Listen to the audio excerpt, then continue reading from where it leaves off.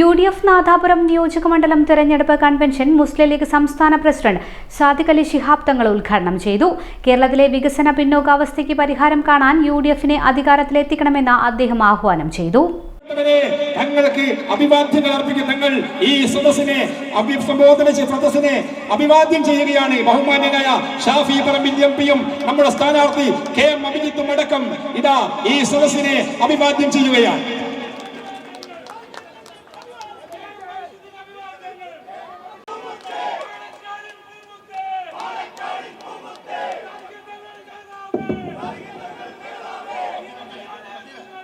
പിടിക്കും എന്ന ഉജ്ജ്വല പ്രഖ്യാപനവുമായി ഇതാ സയ്യിദ് സാദിഖ് അലി ശിഹാബ് തങ്ങൾ നമ്മുടെ സ്ഥാനാർത്ഥിയെ ആലിംഗനം ചെയ്യുകയാണ്. പ്രിയപ്പെട്ടവരെ, നമ്മുടെ കൺവെൻഷൻ ആരംഭിക്കുന്നു.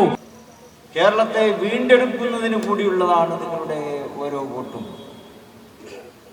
സംസ്ഥാനത്തെ 140 നിയോജക മണ്ഡലങ്ങളിലെയും ജനങ്ങൾ ഇന്ന് കാത്തിരിക്കുന്നതാണ്. നമ്മൾ വിചാരിച്ചിരുന്നു ഒരാഴ്ച മുമ്പ് ഇലക്ഷൻ കമ്മീഷൻ നിയമസഭാ ഇലക്ഷൻ പ്രഖ്യാപിച്ചപ്പോൾ വളരെ പെട്ടെന്നായിപ്പോയി എന്ന് നമ്മളൊക്കെ ഒരു ആത്മവിലാപം നടത്തിയിരുന്നു. കാരണം സാധാരണ ഇലക്ഷനെ കുറിച്ച് നമുക്കിങ്ങനെ ആടിയും പാടിയും ഒക്കെയാണല്ലോ ഇലക്ഷൻ പ്രവർത്തനങ്ങളുമായി പോകേണ്ടത്. പക്ഷേ ഏപ്രിൽ 9 എന്ന് പറയുമ്പോൾ ആകെ 25 ദിവസമേ ഉണ്ടായിരുന്നു ഇലക്ഷൻ പ്രഖ്യാപിക്കുന്ന ആ സമയം. പക്ഷേ സാധാരണ ജനങ്ങളത് മാറ്റി ചിന്തിക്കുകയാണ് ചെയ്യുന്നത്.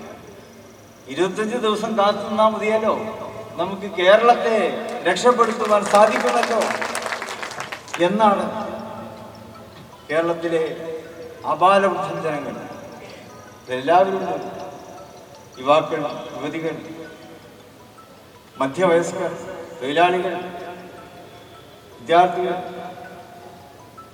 ജീവിതത്തിൻ്റെ നാനാ തുറകളിലും പ്രവർത്തിക്കുന്നവർ, അവരെല്ലാവരുടെയും ആഗ്രഹം അത് തന്നെയാണ്. നമുക്ക് കേരളത്തെ വീണ്ടെടുക്കണം. കേരളം ലോകത്ത് തന്നെ ഒരു കേരള മോഡൽ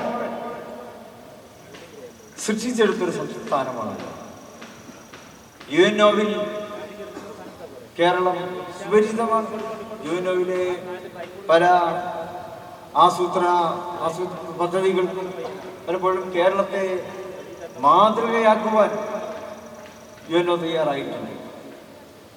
കേരളത്തിൻ്റെ ആരോഗ്യ മേഖല, കേരളത്തിൻ്റെ വിദ്യാഭ്യാസ മേഖല 10 വർഷങ്ങൾക്ക് മുമ്പ് വരെ അത് ലോക മോഡലായിരുന്നു.